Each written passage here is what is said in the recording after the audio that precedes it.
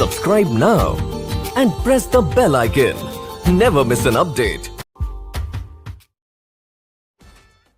नमस्कार दोस्तों, स्वागत है आपका मेगा क्लासेस में। दोस्तों आज हम लोग इस वीडियो में क्लास 11th के केमिस्ट्री का 8वां चैप्टर रेडॉक्स रिएक्शन यानी ऑक्सीकरण अपकरण के बारे में जानेंगे। तो दोस्तों रेडॉक्स रिएक्शन में बहुत सारे इंपॉर्टेंट टॉपिक आपको बताया गया था। अगर आप उस वीडियो को नहीं देखे हैं तो डिस्क्रिप्शन में नीचे लिंक दिया हुआ है, वहाँ से जाकर के आप पिछले सभी वीडियो को देख सकते हैं। तो चलिए दोस्तों आज का वीडियो हम लोग देखेंगे विद्युत रासायनिक सेल या गैल्वेनिक सेल किसे कहते हैं।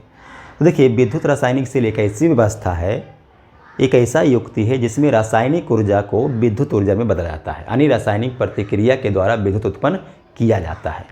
अब विद्युत रासायनिक सेल को रेडॉक्स रिएक्शन में इसीलिए पढ़ना है क्योंकि जो रासायनिक प्रतिक्रिया के द्वारा विद्युत उत्पन्न होगा वो रासायनिक प्रतिक्रिया आपका है रेडॉक्स रिएक्शन, यानी ऑक्सीकरण अपकरण के द्वारा विद्युत रासायनिक सेल में विद्युत उत्पन्न किया जाता है। इसीलिए हम लोग को इसमें पढ़ना पड़ता है।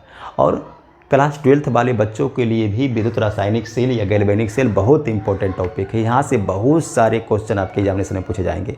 तो क्लास 12th वाले बच्चे भी वीडियो को लास्ट तक देखें। और अभी हम लोग देखते हैं कि विद्युत रासायनिक सेल या गैल्वेनिक सेल होता क्या है। तो देखिए वैसी व्यवस्था जिसमें रासायनिक प्रतिक्रिया के द्वारा विद्युत उत्पन्न किया जाता है उसे हम क्या कहेंगे, विद्युत रासायनिक सेल या गैल्वेनिक सेल कहेंगे। या फिर वैसा व्यवस्था, वैसा युक्ति जिसमें रासायनिक ऊर्जा को विद्युत ऊर्जा में बदला जाता है उसे हम विद्युत रासायनिक सेल कहेंगे। अब देखिए विद्युत रासायनिक सेल में जो विद्युत उत्पन्न होगा वो ऑक्सीकरण अपकरण यानी कि रेडॉक्स प्रतिक्रिया के द्वारा उत्पन्न होगा, यानी विद्युत रासायनिक सेल में ऑक्सीकरण अपकरण प्रतिक्रिया के द्वारा विद्युत उत्पन्न होता है। ठीक है। और प्रत्येक विद्युत रासायनिक सेल में 2 इलेक्ट्रोड होते हैं, जिनमें से एक इलेक्ट्रोड पर ऑक्सीकरण की क्रिया होगी और उस इलेक्ट्रोड को एनोड कहा जाएगा, और जबकि दूसरा इलेक्ट्रोड पर जो है अपकरण की क्रिया होगी और उसको हम लोग कैथोड कहेंगे। अब इस चीज़ को हम लोग विस्तार से समझते हैं। देखिए विद्युत रासायनिक सेल का एक एग्जाम्पल है डेनियल सेल। तो यहाँ से हम लोग देखेंगे डेनियल सेल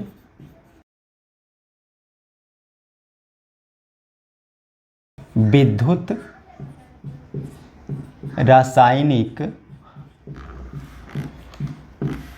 सेल का एक उदाहरण है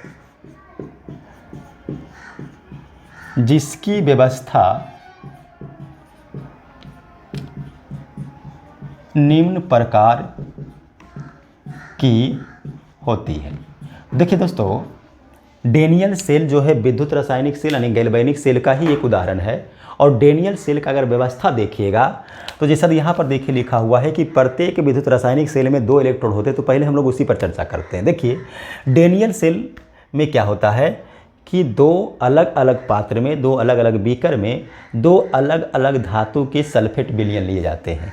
यानी देखिए विद्युत रासायनिक सेल में 2 अलग अलग पात्र में, जैसे यहाँ देखिए एक बीकर, एक पात्र यहाँ पर हम लोग बनाते हैं, एक पात्र यहाँ ले लेते हैं और एक पात्र यहाँ ले लेते हैं। देखिए ठीक है।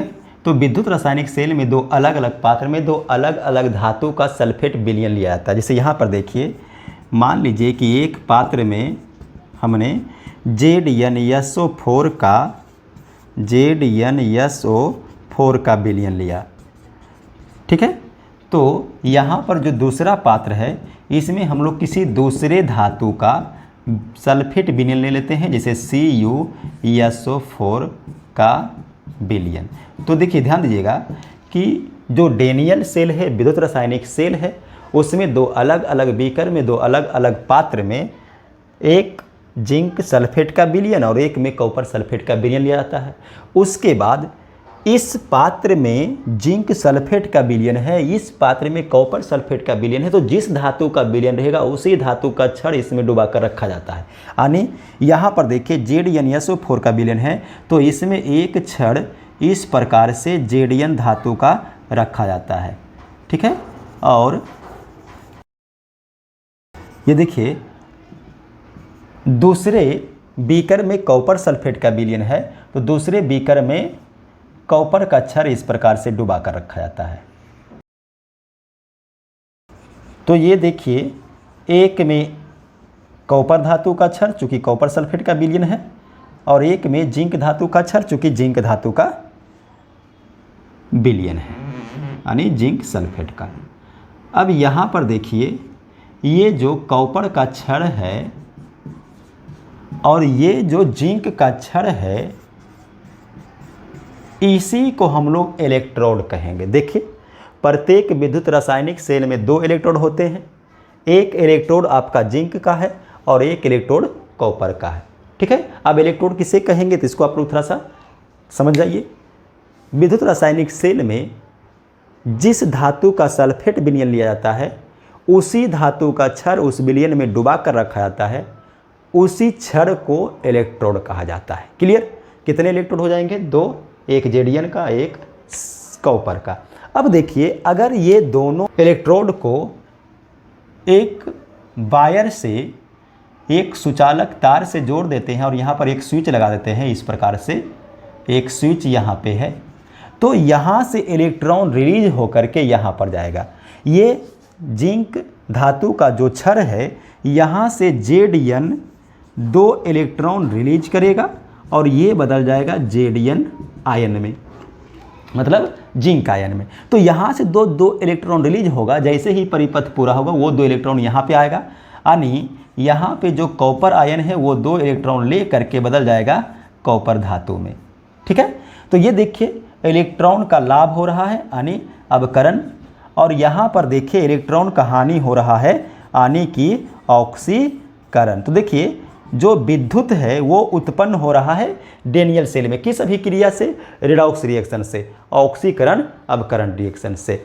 ठीक है, यहाँ से ये वाला जो ऑक्सीकरण होगा उसको हम लोग एनोड कहेंगे। देखिए, जिसमें से इलेक्ट्रोड पर ऑक्सीकरण होगा उसको एनोड कहेंगे। तो ये वाला जो पार्ट है इसको हम लोग बोलेंगे एनोड, और एनोड पर चार्ज होगा नेगेटिव। उसके बाद ये वाला जो पार्ट है जहाँ पर अवकरण होगा, इसको हम लोग बोलेंगे कैथोड, और इस पर चार्ज होगा पॉजिटिव।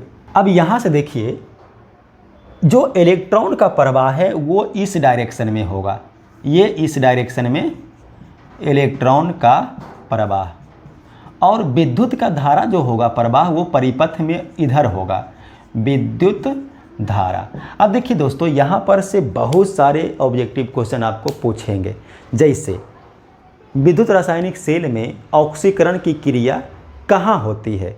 तो ऑक्सीकरण की क्रिया एनोड पर होती है, एक ऑब्जेक्टिव। दूसरा, विद्युत रासायनिक सेल में अवकरण की क्रिया कहाँ होती है? तो कैथोड पर। उल्टा इसी को घुमा देगा क्वेश्चन कि विद्युत रासायनिक सेल में एनोड पर कौन सी क्रिया होती है? तो ऑक्सीकरण। कैथोड पर कौन सी क्रिया होती है? तो अवकरण। विद्युत रासायनिक सेल में, सेल के अंदर इलेक्ट्रॉन का प्रवाह, विद्युत का प्रवाह किधर होता है? तो माइनस से प्लस की ओर।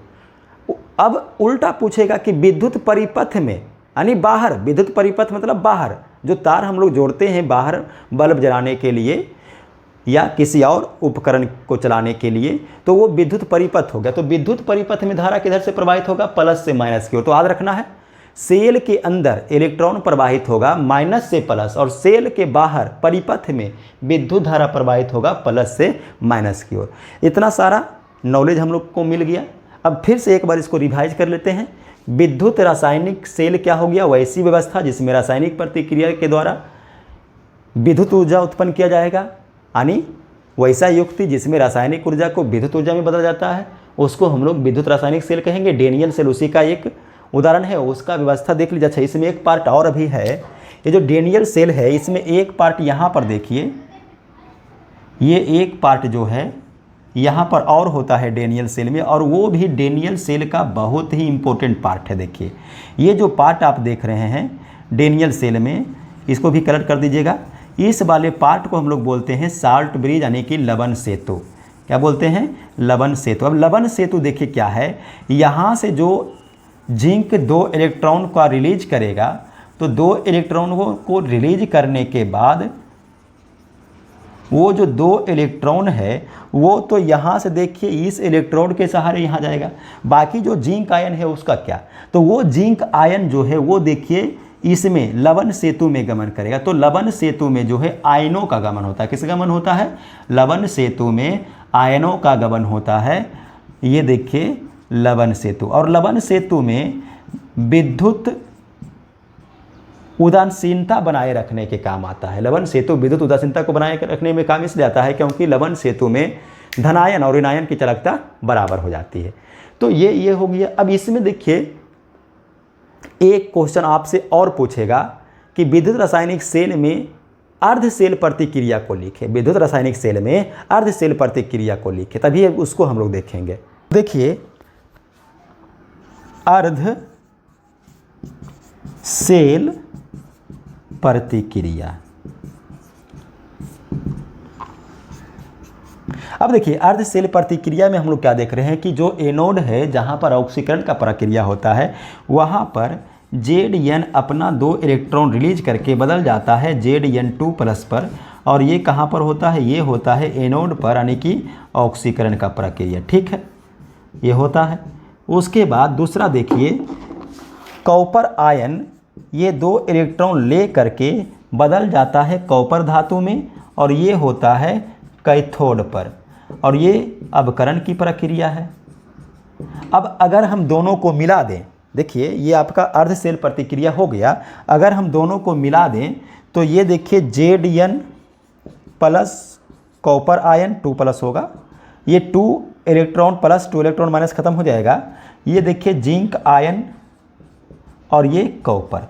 तो ये जो नीचे में जो आपका है ये है सेल प्रतिक्रिया। ये क्या है?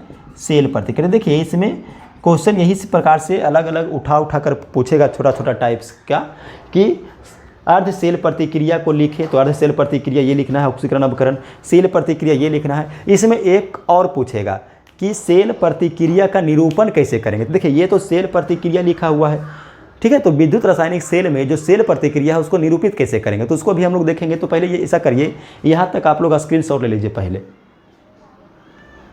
तो देखिए सेल प्रतिक्रिया का निरूपण किस प्रकार से करना है। सेल निरूपण, तो देखिए सेल प्रतिक्रिया के निरूपण हम लोग इस प्रकार से करेंगे। Zn धातु बदल रहा है Zn आयन में, यानी जिंक आयन में। उसके बाद कॉपर आयन जो है वो बदल रहा है कॉपर धातु में, और दोनों के बीच में ये समानांतर ऐसा रेखा खींचना है। अब समझिए ये रूल क्या है। रूल ये है कि आप देखिए जिंक धातु बदल रहा है जिंक आयन में। ये कहाँ पर होता है? एनोड पर। एनोड पर कौन सी प्रक्रिया होती है? ऑक्सीकरण की प्रक्रिया। ये देखिए कॉपर आयन बदल रहा है कॉपर में। ये कहाँ पर होता है? कैथोड पर। कैथोड पर कौन सा प्रक्रिया होता है? अवकरण। तो नियम ये है कि जो चीज़ एनोड पर होगा, यानी कि जो ऑक्सीकरण का प्रक्रिया होगा, उसको हम लोग बायां साइड में लिखेंगे, बायां तरफ लिखेंगे, और जो अवकरण का प्रक्रिया होगा उसको हम लोग दाहिना ओर लिखेंगे। और बीच में जो ये 2 खड़ा रेखा है समानांतर, ये लवण सेतु को दर्शाएगा। तो ये देखिए Zn बदलता है Zn2 प्लस को, ये ऑक्सीकरण को दर्शाता है। ऑक्सीकरण यानी कि एनोड वाला प्रक्रिया, ठीक। और ये देखिए बदलता है कॉपर आयन कॉपर में, ये अवकरण है, और ये कहाँ पर होता है? कैथोड पर। और ये जो बीच में 2 खड़ा लाइन आप देख रहे हैं समानांतर, ये है लवण सेतु। तो इसी प्रकार से हम लोग को सेल का निरूपण करना है। कैसे करना है? ऑक्सीकरण का प्रक्रिया को बाईं तरफ लिखिए, अवकरण की प्रतिक्रिया को दाईं तरफ लिखिए, और बीच में 2 खड़ी समानांतर रेखाएं इसे डाल दीजिए, और वो लवण सेतु को दर्शाएगा। तो यहाँ पर हम लोग नोट कर सकते हैं कि विद्युत रासायनिक सेल में, विद्युत रासायनिक सेल में जिस इलेक्ट्रोड पर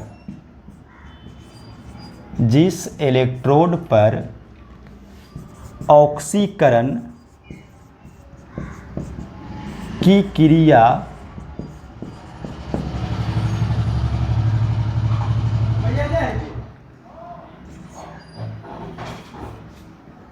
होती है उसे बाईं तरफ लिखा जाता है।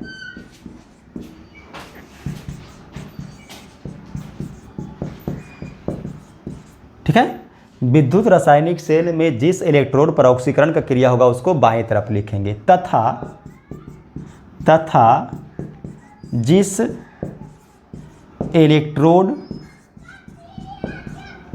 पर अवकरण की क्रिया होती है,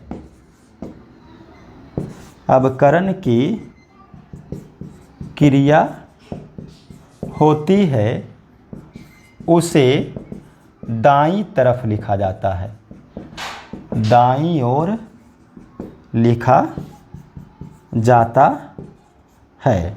उसके बाद